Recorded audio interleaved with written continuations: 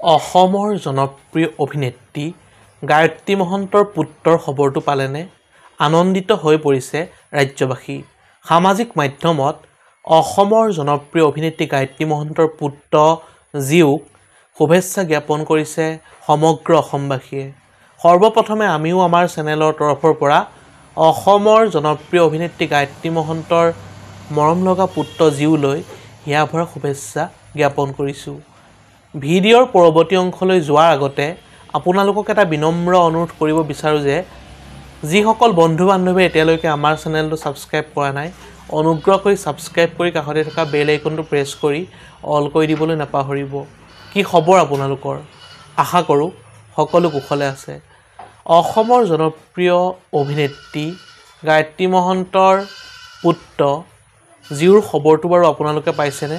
এই ভিডিঅ'টোৰ জৰিয়তে আপোনালোকক সবিশেষ জনাবলৈ চেষ্টা কৰিম, গতিকে অলপো স্কিপ নকৰিব, ভিডিঅ'টো শেষলৈকে চাই থাকিব।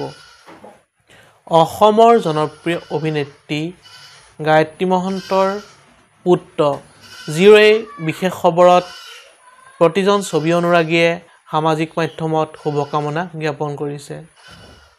সাংস্কৃতিক জগতত প্ৰৱেশ কৰিছে অসমৰ জনপ্ৰিয় অভিনেত্ৰী গায়ত্ৰী মহন্তৰ পুত্ৰ জীউৱে। তেওঁৰ এখন নতুন আহিবলগীয়া অসমীয়া চিনেমাখনৰ নাম হ'ল হোমৱৰ্ক। বন্ধু-বান্ধৱীসকল, খবৰটো জানিবৰ আপোনালোকে কেনেকুৱা পালে? যদিহে ভাল পালে তেন্তে লাইক, কমেণ্ট, শ্বেয়াৰ আৰু যদি নতুনকৈ আমাৰ চেনেলটো ছাবস্ক্ৰাইব কৰি দিব যদিহে নতুনকৈ আমাৰ চেনেলটো চাই আছে। অন্য এটা নতুন ভিডিঅ' লগ পোৱাৰ প্ৰতিশ্ৰুতিৰে আজিলৈ বিদায় মাগিছোঁ। ধন্যবাদ। জয় আই অসম।